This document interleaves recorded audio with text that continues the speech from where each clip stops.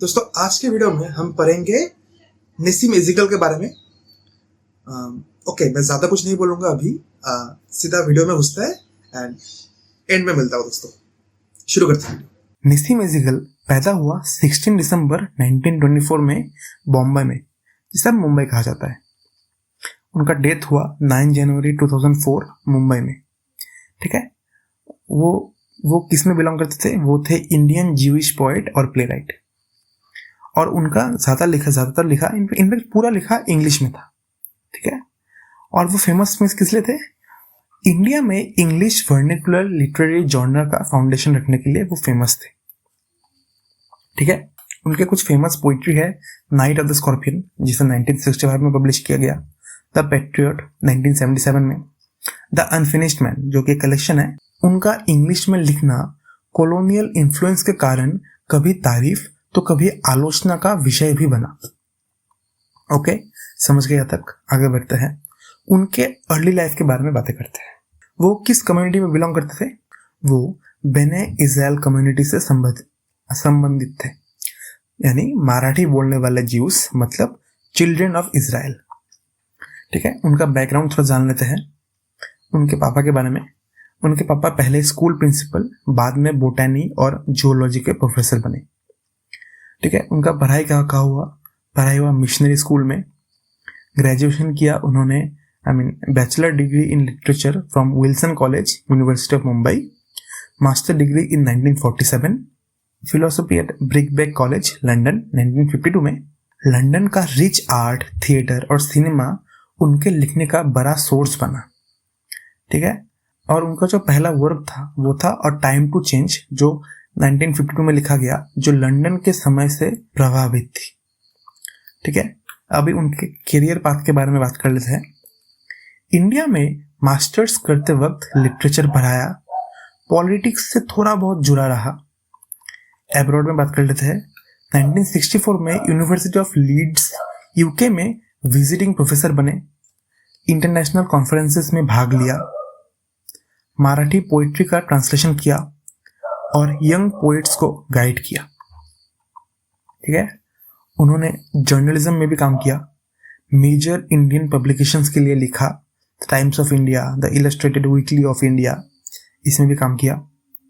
ठीक है, वो 1967 से 1972 तक यूनाइटेड स्टेट्स में रहे।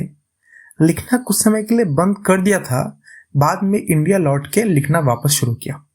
उनका नाम कुछ फेमस अवार्ड्स है। साहित्य अकादमी अवार्ड 1983 फॉर लेटर्स डे साल्म्स के लिए मिला, जिस 1982 में लिखा गया था।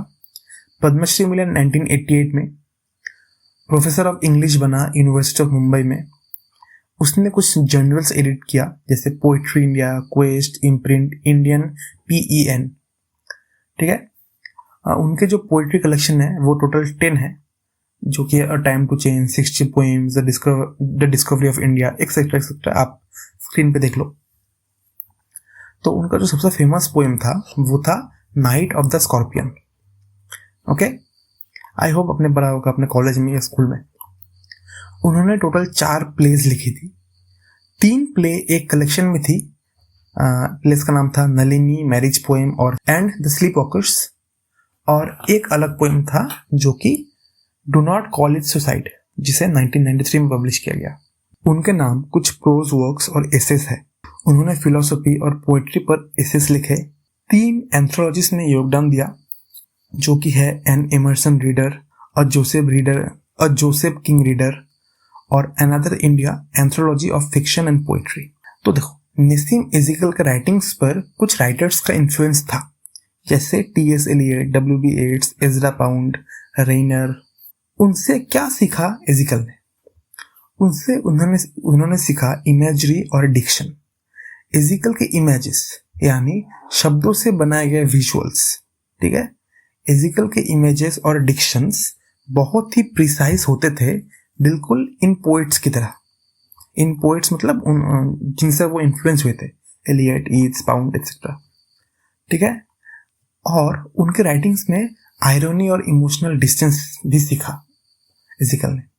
देखो, एज़ेकल की पोइट्री में एक स्ट्रॉन्ग सेंस ऑफ आयरनी होती थी, जिसमें वो कुछ और कहते थे पर मतलब कुछ और होता था।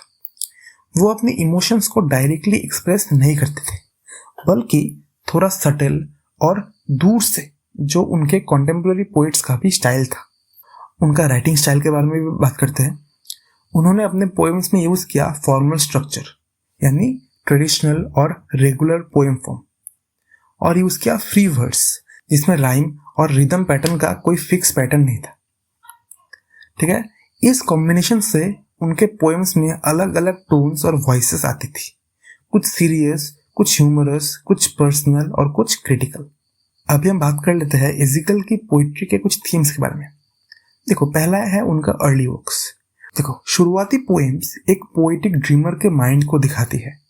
इसमें आइडियलिस्टिक थॉट्स और इमेजिनेशन होती थी। उनके लेटर वर्क्स रियलिस्टिक और क्रिटिकल थे। देखो, बाद के वर्क्स रियल वर्ल्ड की सच्चाइयों को एक्सप्लोर करते हैं, ट्रूथ की तलाश एक कठिन दुनिया में। ठीक है, एजिकल करप्शन से परेशान थे। उन्होंने कॉमन इंडियन लोगों की डिसअपॉइंटमेंट और फ्रस्ट्रेशन को अपनी पोइट्री में एक्सप्रेस किया। उन्होंने एक नया इंडियन इंग्लिश स्टाइल डेवलप किया। ये स्टाइल इंग्लिश में लिखा गया होता था, लेकिन उसमें इंडियन स्पीकर के फ्रेजेस और बोलने का तरीका होते थे। ठीक है, और उनकी पोएम प्रोटेस्ट करती थी। किसके अगेंस्ट प्रोटेस्ट करती थी? रेडिकलिज्म और वायलेंस के अगेंस्ट। ओके, तो देखो, उनका बैकग्राउंड ब्रिटिश एजुकेशन और कॉलोनियल इन्फ्लुएंस और इंग्लिश लैंग्वेज का यूज उनकी पोइट्री को कुछ लोगों से प्रेज और कुछ लोगों से क्रिटिसिज्म दोनों दिलाया। ओके, तो अभी आखिर में उनका बात कर लेते हैं उनकी लेगेसी के बारे में। देखो, एजिकल ने कई यंग पोइट्स को मेंटर किया, जैसे डैम मोरेस, आदिल, गिव, और ये सब बाद में फेमस और रिस्पेक्टेड पोइट्स बन गए। देखो, उनकी पोएम्स जैसे night of the scorpion, the patriot आज भी इंडियन स्कूल्स के करिकुलम का हिस्सा है। स्टूडेंट्स उन्हें पढ़ते हैं और समझते हैं।